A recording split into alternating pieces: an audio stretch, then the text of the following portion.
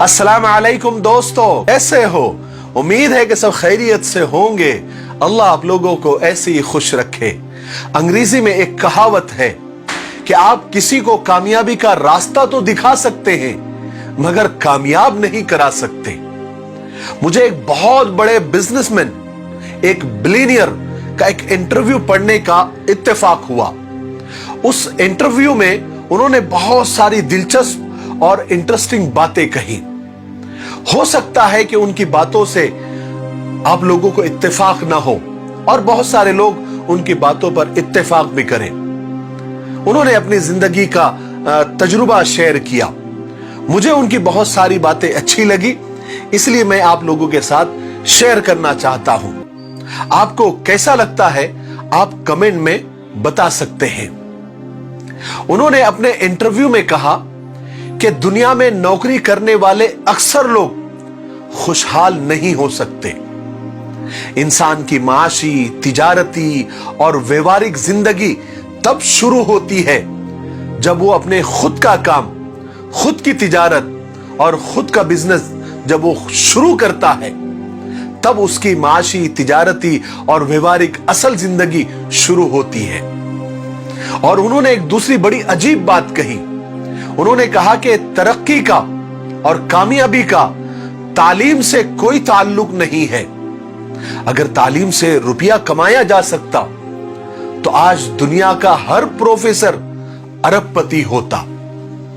इस वक्त दुनिया में 950 अरबपति है। उनमें से कोई भी प्रोफेसर या माहिर तालीम शामिल नहीं है। दुनिया में हमेशा दरमियाने पढ़े लिखे लोगों ने ही तरक्की की है, क्योंकि ये लोग वक्त की कद्र और कीमत को समझते हैं।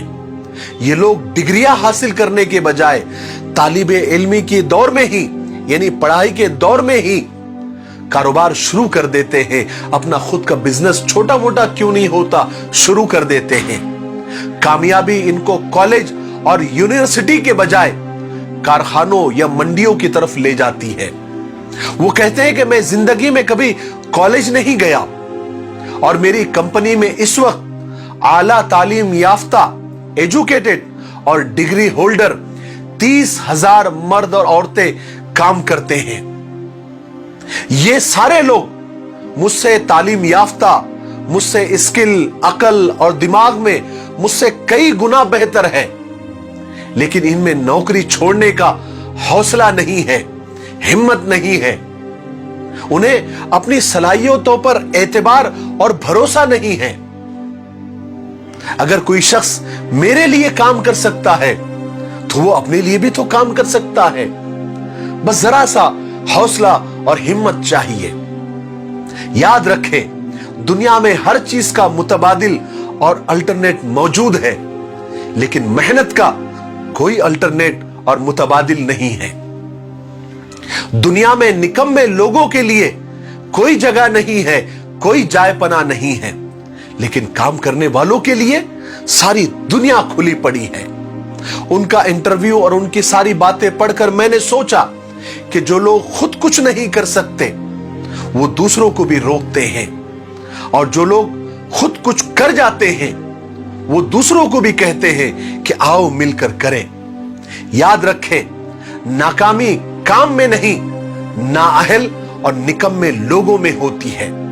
अब फैसला आपका है कि नाकाम लोगों की माननी है या जो कामयाब हो गए हैं या जो काम करने का हौसला और हिम्मत बढ़ाते हैं उन लोगों की माननी है।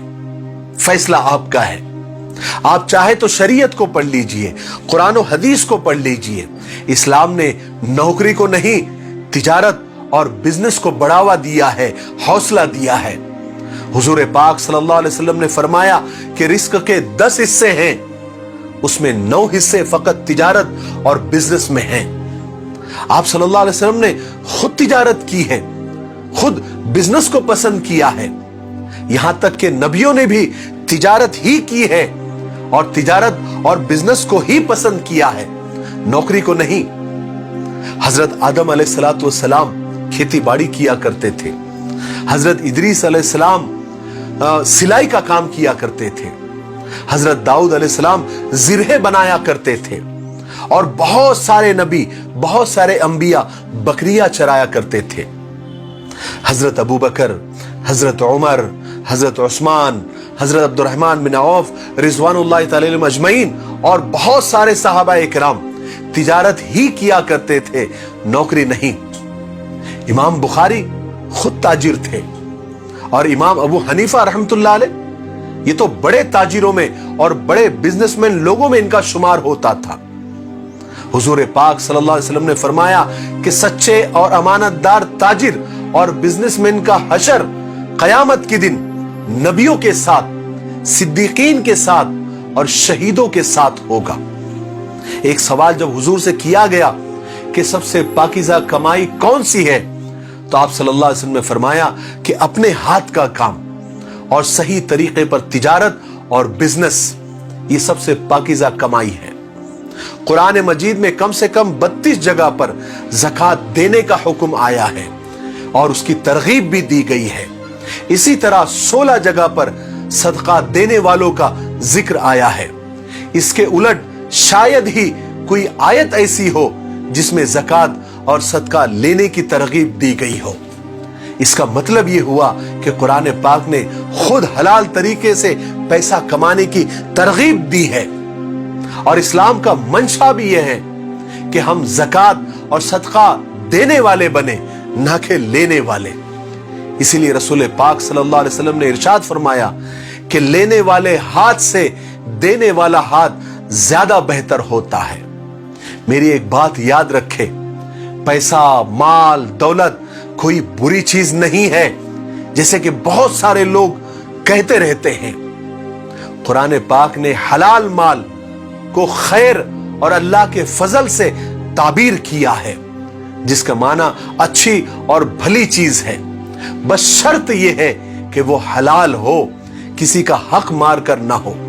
میری ساری باتوں کا ہرگز یہ مطلب نہیں ہے کہ نوکری کوئی بری چیز ہے یا کوئی حرام کمائی ہے، نہ، لیکن نوکری تجارت سے بہتر نہیں ہو سکتی، کیونکہ اسلام اور انسان کی فطرت میں آزادی ہے، اور تجارت کا دوسرا نام آزادی ہے، اور نوکری ایک طرح کی غلامی ہے، اور غلامی کو نہ اسلام پسند کرتا ہے نہ انسان کی فطرت۔